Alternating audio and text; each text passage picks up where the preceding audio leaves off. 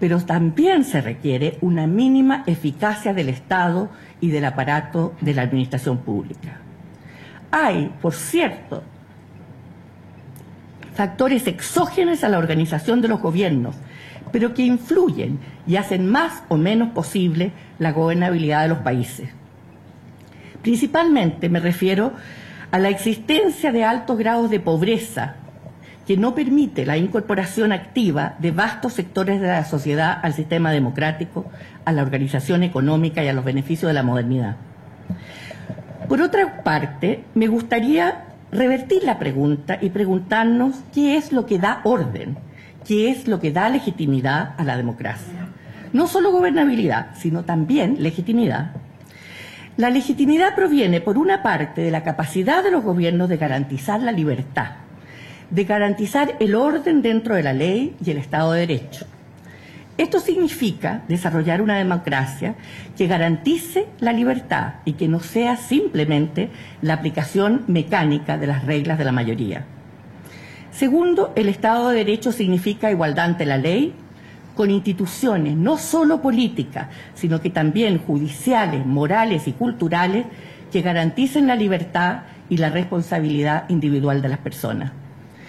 Y finalmente significa una democracia percibida como capaz de resolver los problemas económicos de las personas y posibilitar el logro de mayor prosperidad y bienestar. Concuerdo con Ignacio que no pueden establecerse relaciones de causa-efecto deterministas respecto a los factores que influyen en la fragilidad democrática. Y tampoco creo que haya países destinados a la tiranía y al subdesarrollo. Sin embargo, creo que es preciso analizar múltiples factores que en conjunto explican esta fragilidad. Me gustaría, por deformación profesional, detenerme en solo uno de ellos. A Latinoamérica, la democracia no llega a través del pensamiento de Locke, como a Estados Unidos, sino en una versión claramente inspirada en Rousseau, basada en la peligrosa premisa de que nada que el cuerpo democrático haga puede violentar la libertad. La libertad estaría garantizada por la actuación del gobierno, ya que el gobierno, por definición, por el mero hecho de ser mayoritario, actuaría para el bien del conjunto. En otras palabras, la soberanía popular, se estima, no puede errar, no puede equivocarse. En esta escuela democrática se crea una pretendida identificación entre el individuo y el gobierno. Se cree, en consecuencia, que el gobierno, si es la expresión de la mayoría, no tiene posibilidad de error ni existe el peligro de que coercione a los individuos y, por ende, se justifica siempre la ampliación de la esfera del gobierno y la intromisión de los gobiernos en todos los ámbitos de la vida individual de las personas. El poder, por lo tanto, no requiere limitaciones, contrapesos ni equilibrios. Esta tradición conceptual creo yo que es el fundamento que ha permitido implícitamente a la mayoría de los gobiernos latinoamericanos sostener que la democracia es simplemente electoral y así cambiar permanentemente las instituciones por una regla de simple mayoría, adoptar las constituciones, rehacerlas para volver a elegirse si la Constitución no lo permite, expropiar empresas y medios de comunicación, etcétera, etcétera.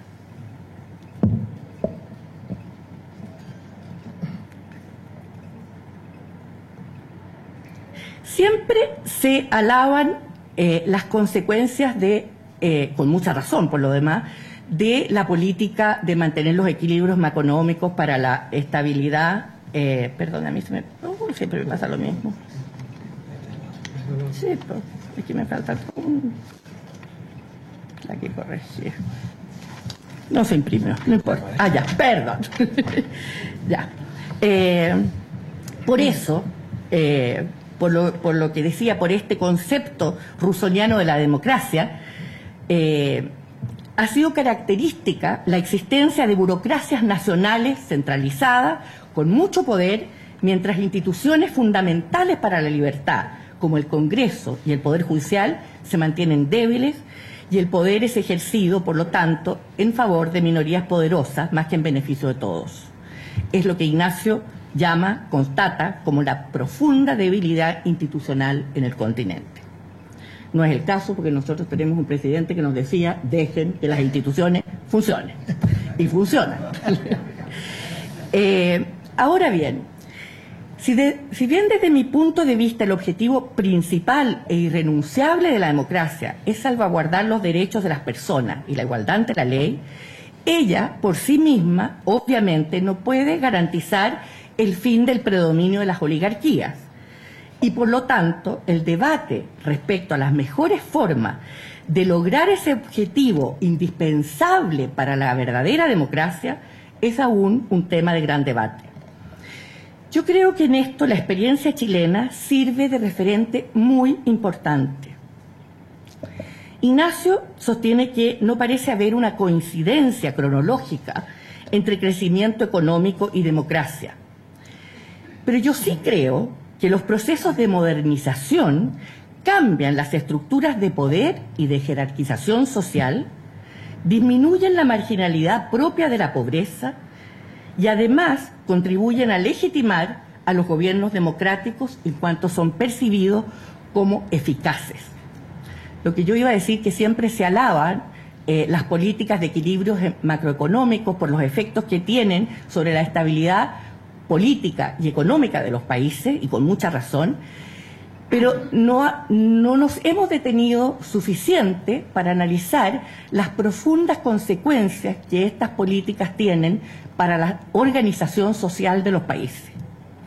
Las transformaciones económicas introducidas en las últimas décadas en Chile han puesto en marcha un proceso irreversible de tránsito hacia la modernidad que ha tenido profundas consecuencias para la sociedad chilena y que, entre otras cosas, ha implicado un cambio sustantivo en los ejes de poder y el fin del orden social propio de la sociedad tradicional. La asignación de la mayoría de los recursos de inversión y de recompensas por el mercado, y no a través de la ley y el gobierno, unido a la mayor prosperidad económica como resultado de años de crecimiento sin precedentes, han demolido los cimientos del predominio oligárquico tradicional. Las formas de jerarquización de la sociedad se han transformado y tienden hacia una donde la importancia del mérito ha aumentado como criterio de selección para ocupar cargos y posiciones, porque el mercado premia desempeño y no origen, procedencia o filiación. Ha cambiado radicalmente la estructura ocupacional. Se ha generado un número mayor de trabajos de tipo gerencial y de mano de obra calificada, mientras disminuye el número de ocupaciones manuales. Se ha incrementado notoriamente el capital educacional y en la actualidad, como sabemos, más del 70% de la población en educación superior representa la primera generación en acceder a estos niveles. Esto ha llevado a la creación de una nueva élite de clases emergentes cuya posición de destino está cada vez menos determinada por su posición de origen y donde adquieren mayor incidencia sus méritos personales. En efecto, los patrones de jerarquización se han alterado y si en Chile primaba el origen y el apellido como el gran criterio diferenciador, hoy día son otras las categorías más ligadas al desempeño las que influyen con más fuerza en las posiciones dentro de la jerarquía de poder. El crecimiento económico impacta de diversas formas en los procesos de desplazamiento del poder y el bienestar, siendo tal vez los más importantes los que ocurren, como decía, en materia ocupacional y en las nuevas estructuras de consumo que tienden a la democratización del bienestar. Estos cambios en las estructuras productivas propios de la modernización de por sí crean nuevas oportunidades, multiplican las existentes, aumentan las posiciones de poder y riqueza en el orden socioeconómico. Y como consecuencia de ello, las personas ya no están destinadas a ocupar los mismos lugares en la sociedad que aquellos que tuvieron sus padres y sus abuelos.